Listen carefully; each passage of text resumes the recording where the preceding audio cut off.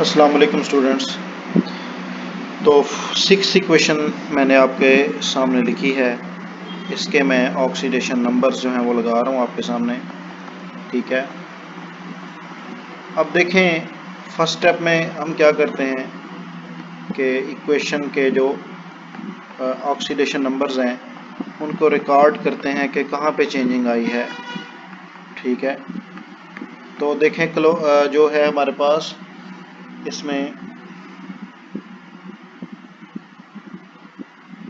Last जो था वो ये क्लोरीन की बजाय यहाँ पे आयोडीन था, ठीक है, प्लस I2 और यहाँ पे भी I2। अब I2 पे देखें तो -1 से 0 में चेंज आ रहा है और नाइट्रोजन +5 से +2 में चेंज आ रहा है।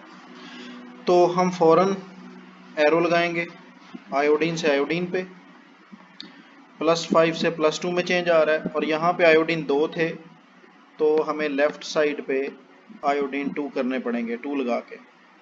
तो यहाँ पे 2 × 1 -2 चार्ज और यहाँ पे 0 चार्ज। 2 और 0 में कितने का फ़र्क है? 2 का। 5 और 2 में कितने का फ़र्क है? 3 का। अब एक तरफ 3 इलेक्ट्रॉन्स हैं और एक तरफ 2 इलेक्ट्रॉन्स हैं। तो ये नेगेटिव चार्ज का डिक्रीज होना क्या होता है? ऑक्सीडेशन। और इसका क्या होता है? रिडक्शन। और यहाँ पे आप मल्टीप्लाई बाय 3 करेंगे और यहाँ पे मल्टीप्लाई बाय 2 करेंगे। 2 का मतलब यह है कि यहाँ पे भी मल्टीप्लाई बाय 2 और इधर भी मल्टीप्लाई बाय 2। और इसमें 3 का मतलब यह है 3 मल्टीप्लाई होने का, दोनों तरफ 3 से मल्टीप्लाई।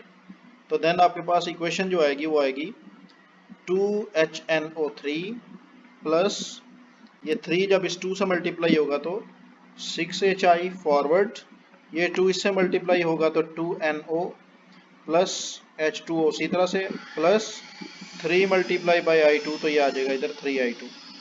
ये इक्वेशन आपके पास आ गई। अब उसके बाद ये तो 6 इलेक्ट्रॉन पूरे हो गए दोनों तरफ।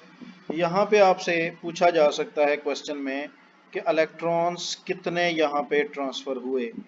तो आप यहाँ पे क्या याद रखेंगे? 6 इलेक्ट्रॉन्स ट्रांसफ़र हुए। डिफरेंट ऑप्शन दे सकता है, 6 है, 7 है, 8 है या 9 इलेक्ट्रॉन्स हैं, ठीक है जी। इसी तरह से आपसे पूछ सकता है कि यहाँ पे आपसे पूछ सकता है रिड्यूसिंग एजेंट कौन सा है, ऑक्सीडाइजिंग एजेंट कौन सा है, ठीक है।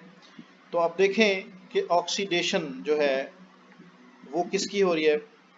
ऑक्सीडेशन हो रही है HI की, ठीक है। इसका मतलब है HNO3 जो है वो हमारा ऑक्सीडाइजिंग एजेंट होगा, तो HI खुद जो है वो रिड्यूसिंग एजेंट होगा, ठीक है। अब एटम टोटल बैलेंस कर रहे थे ताकि इक्वेशन भी पूरी हो जाए। 6 आयोडीन और 6 आयोडीन बैलेंस है, 2 नाइट्रोजन और 2 नाइट्रोजन बैलेंस है। ऑक्सीजन देखें 3 2 6 और इधर आप 2 और 4 लगा देंगे इधर तो 6 ऑक्सीजन पूरे।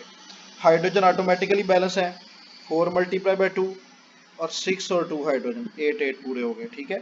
तो रिड्यूसिंग एजेंट यहाँ पे आप कौन सा लगाएंगे? That will be HI। और ऑक्सीडाइजिंग एजेंट कौन सा होगा? That will be nitric acid. और आपको वैसे भी पता होना चाहिए नाइट्रिक एसिड जो है सिंपली बजाय इक्वेशन के भी आप सिंपल गैस कर सकते हैं कि ये ऑक्सीडाइजिंग एजेंट होता है ड्यू टू ऑक्सीजन, और हाइड्रोजन की वजह से ये रिड्यूसिंग एजेंट होता है, ठीक है, HI जो है। तो ये थी क्वेश्चन नंबर 6। इसी तरह से आप क्विकली जो है इसमें देख सकते हैं, ठीक है, कि कौन सा ऑक्सीडाइजिंग है और कौन सा रिड्यूसिंग एजेंट। हाँ जी, आपको ये भी पूछ सकता है कि ऑक्सीडेशन किसकी हुई, ठीक है। ऑक्सीडेशन जो है वो यहाँ पे आपसे पूछ सकता है कि वो किसकी हुई है। तो जाहिर बात है वो HNO3 भी दे सकता है आपको एक ऑप्शन में, बी ऑप्शन में आपको HI भी दे सकता है, सी ऑप्शन में वो NO दे सकता है, डी ऑप्शन में वो वाटर दे सकता है, ठीक है, या कोई भी दो दे सकता है। या बल्कि इस तरह से कर लें कि आपको यहाँ पे सी ऑप्शन में वो कह सकता है कि बोथ दोनों की हुई है, और डी में वो कह सकता है नन ऑफ दीज, किसी की नहीं हुई। तो ऑक्सीडेशन आप देखें तो वो किसकी हुई है? HI की हुई है, क्योंकि ये देखें यहाँ पे ऊपर आपने एरो के ऊपर लिखा ऑक्सीडेशन इसकी हुई है। और ऑक्सीडाइजिंग एजेंट कौन सा होगा? HNO3। इसी तरह से आपसे पूछ सकता है कि रिडक्शन किसकी हुई है, ठीक है। तो रिडक्शन के लिए आप किसको टिक करोगे? HNO3 को। और ऑक्सीडेशन के लिए आप किसको टिक करोगे? HI को टिक करोगे, ठीक है जी। तो ये थी क्वेश्चन नंबर आपके पास 6। इसी तरह से बाकी इक्वेशंस की आप भी प्रैक्टिस करेंगे और आयोन इलेक्ट्रॉन मेथड जो है उसके ऊपर भी मैं आगे आपसे डिस्कस करता हूँ, ठीक है जी।